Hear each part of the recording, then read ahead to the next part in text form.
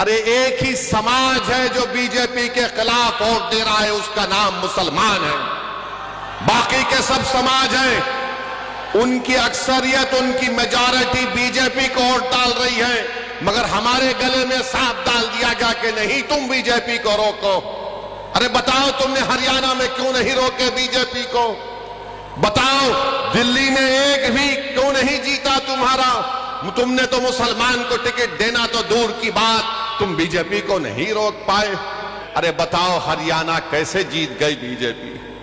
बताओ, महाराष्ट्र कैसे जीत गई बीजेपी? हम पुकारते रहे, हम अपने हलफ को सूखा कर लिए, चीख मार मार कर कहते रहे, देखो ये हमारा काम नहीं है, हम बीजेपी को रोकना जरूरी है, मगर ये पूरी जिम्मेदारी हम पर क्यों आयद करते हैं कि हमको हिस्सेदारी दिया जाए। तो इल्जाम हम पर यह लगाया जाता है कि तुम फिरका परस्ती को फरोग देना चाहते हो। इल्जाम उस वक्त भी लगा था 75 साल पहले, आज भी लग रहा है। मेरे अजीज दोस्तों, बुजुर्गों, नौजवानों, मेरी इस बात को आप जहन नशीन कर लीजिए कि जब मजलिस इस बात का मुतालबा करती है कि मुस्लिम अक़लियत की भी एक लीडरशिप होनी चाहिए, मुस्लिम अक़लियत को भी उनका हिस्सा मिलना चाहिए इक़्तिदार में, तो आज जो लोग मजलिस को गाली देते हैं और इल्जाम लगाते हैं, मुझे उनके इल्जाम की फिक्र नहीं है, क्योंकि यही लोग थे जो 75 साल पहले भी मौलाना आजाद पर इल्जाम लगाए। बल्कि अंबेडकर ने यह कह दिया था कि जब इस मुल्क की अक़लियत अपने हिस्सेदारी की बात करेगी तो इस मुल्क की अक्सरियत ये कहेगी कि ये फिरका परस्ती की और नेशनलिज्म की बात कर देते हैं। मेरे अजीज दोस्तों और बुजुर्गों, आज फिर आपके पास एक वक्त आया है, आप यहां से मजलिस के उम्मीदवार को कामयाब करिए। ये एक शख्स की कामयाबी नहीं होगी, बल्कि ये आपकी एक सोच की कामयाबी होगी। ये एक शख्स को आप मुत्तहदा तौर पर अपना वोट डालकर कामयाब नहीं करेंगे, बल्कि आप अपनी एक लीडरशिप को मजबूत करेंगे। भारत में सब समाज की लीडरशिप बन सकती है, मगर अगर किसी एक समाज की सियासी लीडरशिप अगर कोई बर्दाश्त नहीं करता, तो वो मुसलमानों की सियासी लीडरशिप को कोई बर्दाश्त नहीं कर सकता। मंशा और मकसद एक ही है कि हम गुलामी करते रहें, हम भीख मांगते रहें, हम इक़्तिदार में हिस्से का मुतालबा ना करें, बल्कि आज हमको ये कहा जाता है कि अगर तुम जिंदा हो तो हमारी वजह से हो।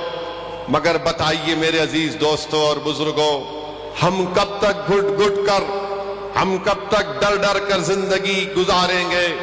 जमहूरियत है, भारत के आईन के मुताबिक, संविधान के मुताबिक हम सब तमाम बराबर हैं, हम इंसान हैं, और जिस तरह हर किसी को अपने समाज की लीडरशिप बनाने का कासिल है, उसी तरह भारत के मुसलमानों को भी अपनी लीडरशिप बनाने का इख्तियार हासिल है। लोग बार बार कहते हैं कि मजलिस जिस चीज की बात करती है उससे बीजेपी को फायदा होगा। मैं उन लोगों से पूछना चाह रहा हूं, बताओ, हम क्या दुनिया में इसलिए पैदा हुए कि तुमको जिताएं, तुमको कामयाब करें, और हम वोट तुमको डालें और तुम बीजेपी को रोक नहीं पाते हो? बीजेपी इख्तिदार पर दोबारा आ जाती है। याद रखिए, भारत के मुसलमानों को इस बात का फैसला करना है कि आप कब तक नाम निहाद सेकुलर पार्टियों के झोली में अपना वोट डालेंगे। बीजेपी को जो रोक नहीं पाते, मैंने उस वक्त भी पार्लियामेंट में उठकर कहा था जब 2024 के चुनाव का रिजल्ट आया था, मैंने कहा था कि मोहब्बत की कामयाबी नहीं है। जिस तरह तीसरे मर्तबा नरेंद्र मोदी भारत के वजीर आजम बने, ये मोहब्बत की कामयाबी नहीं है, ये नफरत की कामयाबी है। और उसी की बुनियाद पर तीसरी मर्तबा बीजेपी 240 सीट लेकर आई, मगर सबने कहा कि नहीं नहीं, बीजेपी के सीट की तादाद में कमी पैदा हुई है।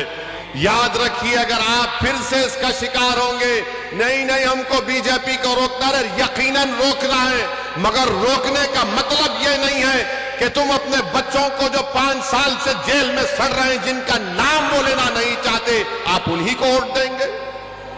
जो 5 साल से जो जेल में सड़ रहे हैं, जिसका बाप परेशान, जिसकी बीवी परेशान, जिसके औलाद बच्चे थे जवान हो गए, उनका नाम नहीं लेना चाहते? जो बच्चे जेलों में सड़ रहे हैं तो उनका नाम नहीं लेते, मगर आप उनको वोट देना चाहेंगे? ये बीजेपी को रोकना है। अरे बीजेपी को तो हम ही रोक रहे हैं। हम बीजेपी को ना कभी वोट दिए ना कभी देंगे, मगर ये लोग क्या बीजेपी को रोक पा रहे? नहीं रोक पा रहे। ये अपनी जबान से नाम तक नहीं लेते। ताहिर हुसैन के नाम का ऐलान किया तो सबके पेट में दर्द शुरू हो गया। ताहिर हुसैन का नाम का ऐलान किया तो सबके सर में दर्द शुरू हो गया। अरे जिसके पेट में दर्द हो रहा है, जिसके सर में दर्द हो रहा है, क्या तुम भूल गए कि तुम ताहिर हुसैन की घर के छत पर बैठकर कितने मर्तबा ताहिर हुसैन ने तुमको खाना खिलाया था? क्या तुम भूल गए कि ताहिर हुसैन की छत पर बैठकर तुमने क्या क्या गुफ्तगू की थी? आज कोई नहीं पलटकर पूछता उस घर की तरफ। बताओ गुलफिशा सैफी जेल में कैसे? इस मुल्क में अजीबो गरीब मामला है कि 2 मुख्यमंत्री जेल को चले गए, झारखंड के, दिल्ली के, इनको बेल हो गई, मगर जो 5 साल से सड़ रहे हैं उनको बेल नहीं होती है। कौन है इसका जिम्मेदार? अकाउंटेबिलिटी किस पर आयद होगी? बताओ। कब तक नेशनल मेजॉरिटी और नेशनल माइनॉरिटी को दबाया जाएगा? कब तक ये बहस चलेगी? नेशनल मेजॉरिटी है, नेशनल माइनॉरिटी है। अरे कानून तो सबके लिए अगर बराबर है, अगर केजरीवाल को बेल हो गई, सिसोदिया को बेल हो गई, तो क्यों नहीं दूसरों को बेल हो रही है?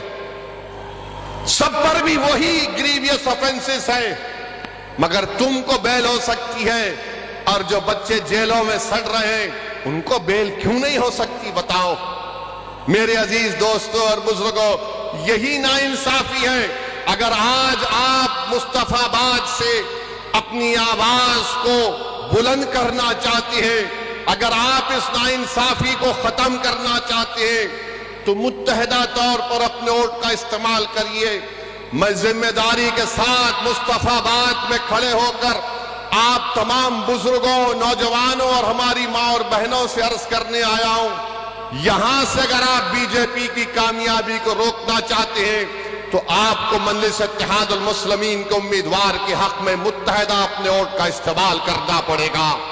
हां, मेरे जाने के बाद और चुनाव के दौरान बहुत से लोग आकर बहुत सी बातें कहेंगे, अरे क्या कर रहे हो, ओवैसी सिर्फ जज्बाती तकरीर करता है।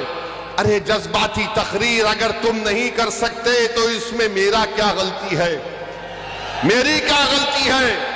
मगर याद रखिए, मैं जज्बाती तकरीर नहीं करता हूं, मैं सच्चाई को बयान करने की कोशिश करता हूं। इम्तियाज जलील को हराने वाले कौन मुसलमान थे? इम्तियाज जलील को हराने वाले मुसलमान थे औरंगाबाद में। नासिर सिद्दीकी को हराने वाले कौन थे? मुसलमान थे। धूलिया से जहां पर मंजलिस का एमएलए था, फारूक शाह को हराने वाले कौन थे? हमारे ही सफों में वो मीर जाफर और मीर सादिक के एजेंट छुपे हुए, वो दोबारा मुस्तफाबाद को भी आएंगे, आकर तुमसे कहेंगे मैं तुमको कह रहा हूं। किसी शायर ने बड़ा अच्छा कहा था, वो शेर याद आ रहा है। क्या कहा था शायर ने? वाकिफ नहीं है जो लोग सफर के उसूल से, वाकिफ नहीं है जो लोग सफर के उसूल से, साये की भीख मांग रहे बबूल से। ये वो लोग हैं आकर वही सेकुलरिज्म का पुराना राग लगाएंगे। अरे कहां का सेकुलरिज्म है? बताओ। ये सेकुलरिज्म है कि केजरीवाल को बेल मिल जाती है और दूसरों को नहीं मिलती? कौन सा सेकुलरिज्म है? बताओ। ये मेरे अजीज दोस्तों और बुजुर्गों, मेरी आप सदैवन गुजारिश है कि मुत्तहिदा तौर पर अपने वोट का इस्तेमाल करिए। डरने और घबराने की जरूरत नहीं है। अब हमारे जाने के बाद मजलिस के उम्मीदवार का जलसा हो चुका तो लोग आके बोलेंगे देखो बीजेपी को रोकना है, यकीनन रोकना है। कोई आकर अगर ये कहेगा कि देखो अपने बच्चों को समझाओ, वरना गब्बर सिंह आ जाएगा। तो मैं उनसे कहूंगा कि आप उनको जवाब दीजिए कि अब हम सोने वाले नहीं है, अब हम जाग चुके हैं, अब हम नहीं सोएंगे। तुम 75 साल के हमको ये झूठे सेकुलरिज्म की अफीम हमको चका चका कर तुमने हमको सुला दिया। अब हम जागने वाले हैं। जो लोग हमसे कह रहे हैं कि देखो खामोश हो जाओ, सो जाओ, उनसे कहो कि हमारे दरमियान में एक पागल असद आया है जो हमारा शेर है, वो हमको जागने की आदत डाल चुका है। अब हम जागेंगे, सोएंगे नहीं। अब हम होशमंदी से अपने वोट का इस्तेमाल करेंगे। मेरे अजीज दोस्तों और बुजुर्गों, आपकी आवाज आपके हाथ में है, आपकी आवाज आपके हाथ में है। अगर हमारी इस बहन की ये जज्बाती बातें जो ताहिर हुसैन की वाइफ ने, उनकी बेगम ने आपके सामने कही, थोड़ी देर के लिए ये भी सोचिए कि हमारे हर घर की कहानी है, ये हमारे हर घर की कहानी है। मेरे भाई, इज्जत की जिंदगी अगर गुजारना है तो सिर्फ नारों से हम इज्जत की जिंदगी नहीं गुजार सकते। अगर हम मुस्तफाबाद में सफाई का इंतजाम चाहते हैं, मुस्तफाबाद में वो ब्रिज रोड की ट्रैफिक जहां पर उसका मसला हल करना चाहते हैं, हम अच्छा पीने का पानी हासिल करना चाहते हैं, हम स्कूल चाहते हैं, कॉलेज चाहते हैं, तो सिर्फ नारों से नहीं होगा। तुमको अपनी आवाज को भिजाना पड़ेगा, दिल्ली के विधानसभा में लड़ना पड़ेगा तुमको। और उसके लिए आपको एक वोट का सही इस्तेमाल जब आप करेंगे तभी आपको कामयाबी मिलेगी, वरना सिर्फ हम वोट डालने वाले बनकर रह गए, हम वोट लेने वाले नहीं बन सके। वोट हासिल करो। और कैसे हासिल करेंगे? जब आप मजलिस के हक में अपने वोट का इस्तेमाल करेंगे। लोग बहुत सी बातें करेंगे, ये नहीं होने वाला है, ये फुला होने होगा, ऐसा होगा। मेरे अजीज दोस्तों और बुजुर्गों, क्या क्या आपने देखा? मुझे यहां पर यह बताया गया, बल्कि सच्चाई है, दिल्ली में वो फसाद हुआ, 2022 का प्रोग्राम हुआ। यहां का मुख्यमंत्री अगर मरने वालों को 1 करोड़ देता है, गवर्नमेंट की नौकरी देता है, तो दूसरे भी तो मरे। उनको क्यों नहीं दिया तुमने गवर्नमेंट की नौकरी और पैसे? अरे तुम फिरका परस्त हो केजरीवाल, भारत में तुमसे बड़ा कोई फिरका परस्त नहीं हो सकता है। नरेंद्र मोदी का अगर कोई हकीकी भाई है, नरेंद्र मोदी का अगर कोई हकीकी भाई है तो उसका नाम केजरीवाल है, याद रखो आप। सिक्के के दो रुख हैं, सिक्के के दो रुख हैं। अरे फसाद में सब मरे, मरने वाले मासूम थे, तो तुम सबको देना था गवर्नमेंट की नौकरी और एक्स ग्रेशिया, मगर नहीं दिए, नहीं दिए। मैंने उस वक्त भी कहा, कौन है बताओ, जब ये कोविड लगा था तो तबलीगी जमात पर झूठा इल्जाम लगाने वाला कौन था? यही केजरीवाल था। सुपर स्प्रेडर का नाम दिया था। बड़ी बड़ी बातें करते हैं, हम ये स्कूल बनाए, हम फुला किए। अरे मुस्तफाबाद कहो, केजरीवाल मेरे साथ चल के बताओ तुमने क्या काम किया, मैं दिखाऊंगा तुमको। यहां पर आएंगे, मुसलमानों के दरमियान में आएंगे तो बोलेंगे देखो आपकी जिंदगी को हम बचा रहे हैं, और हमारे हिंदू भाइयों के इलाकों में जाएंगे तो बोलेंगे देखो हमने ये अस्पताल बनाया, ये स्कूल बनाया। क्यों अस्पताल स्कूल यहां पर क्यों नहीं बना? मेरे अजीज दोस्तों और बुजुर्गों, जो लोग चमचागिरी करते हैं, जो लोग चापलूसी करते हैं, जो अपने ईमान को अगयारों की चौखट पर बेच देते हैं, गिरवी रख देते हैं, वो कभी भी आवाम की आवाज नहीं बन सकते। मेरी इस बात को याद रखो, आप कभी भी कुछ नहीं कर पाते। क्या क्या नहीं हो रहा है। मुझे यहां पर हमारे शोएब जामाई साहब बताए कि कचरे का कितना बड़ा मसला है, कितना बड़ा मसला है। और जब ये केजरीवाल मुख्यमंत्री बने तो पब्लिसिटी के लिए 1 रुपया खर्चा होता था। अब केजरीवाल के मुख्यमंत्री बनने के बाद 44 रुपये पब्लिसिटी पर खर्चा किए जाते हैं। 44 रुपये। अपना घर बनाए, केजरीवाल ने अपना घर बनाया तो गवर्नमेंट के पैसों से महल बना लिया। अरे केजरीवाल, तुम यहां पर आकर देखते मुस्तफाबाद में लोग कैसी अपनी जिंदगी गुजारते हैं। मेरे अजीज दोस्तों और बुजुर्गों, नेशनल ग्रीन ट्रिब्यूनल ने दिल्ली हुकूमत पर 900 करोड़ रुपए का उनका कहा कि कंपनसेशन दो, मगर ओखला, गाजीपुर, भलसावा में जो कचरे के पहाड़ बन रहे हैं, ऐसा लगता है कि जूनागढ़ के गिरनार से भी लंबे पहाड़ कचरे के बन रहे हैं। कोई पूछने वाला नहीं है क्या डेवलपमेंट हुआ दिल्ली में, कुछ दिक्कत नहीं आता। आपकी आवाज जब होगी तो डेवलपमेंट दिक्कत आएगा, अगर आपकी आवाज नहीं होगी तो याद रखिए कोई डेवलपमेंट नहीं होगा। ये आम आदमी पार्टी का मुख्यमंत्री महरौली से एक साहब को टिकट देने का ऐलान किया, वो नरेश साहब का नाम दिए, बोला गया कि उनके ऊपर इल्जाम लगाया गया था, बल्कि कोर्ट ने सजा भी दी थी, वो कुरान की बेहरमती करे थे। ये इनका असली चेहरा है। आप जान लीजिए कि ईदगाह है पुरानी दिल्ली में, उसकी जमीन पर कब्जा हो गया। मैं जानता हूं 1 साल से केजरीवाल ने दिल्ली का वक्फ बोर्ड नहीं बनाया। तुम नहीं बनाए तो मोदी ने एक ऑफिसर का तकर्रुर कर दिया, ईदगाह की जमीन पे कब्जा हो गया।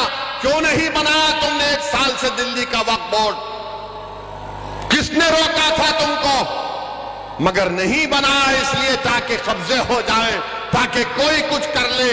मेरे अजीज दोस्तों और बुजुर्गों, हम आपसे अपील कर रहे हैं कि मुत्तहदा तौर पर अपने वोट का इस्तेमाल करिए।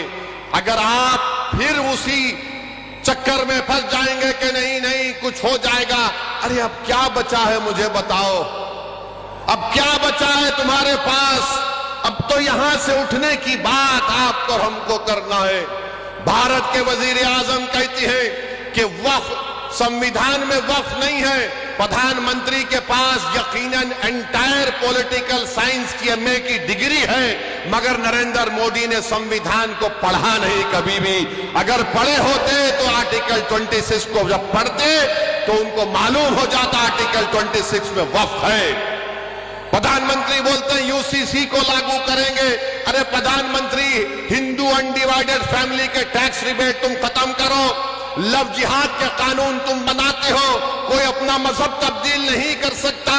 और आजकल बीजेपी तो बाबा साहेब अंबेडकर के बारे में अनाप शनाप बक रही है। अगर आज अंबेडकर जिंदा होते तो अंबेडकर से कहा जाता है कि अगर आप मजहब तब्दील करना चाह रहे तो परमिशन लो। वक्फ की जायदादों को छीनने की कोशिश बीजेपी कर रही, और दिल्ली में 1 साल से वक्फ बोर्ड नहीं बनाया जाता। बहरहाल मेरी आप तमाम से अपील है कि आप मजलिस की तायीद करिए। पिछले बार भी आपने मजलिस के उम्मीदवारों की तायीद की, हमको कामयाबी नहीं मिली, मगर हमारे हौसले बुलंद हैं, हम कभी मायूस नहीं हो सकते। मेरा काम लड़ना है, मेरा काम अवाम के दरमियान में जाकर अपनी पार्टी की बात को आपके सामने रखना है। मेरा काम, इम्तियाज जलील का काम यह है कि भारत की पार्लियामेंट में हम आवाम के मसाइल को उठाते हैं। मेरे अजीज दोस्तों और बुजुर्गों, मेरी आप सदबन गुजारिश है कि आप हमारे उम्मीदवार की तायीद करें, इनको कामयाब करें।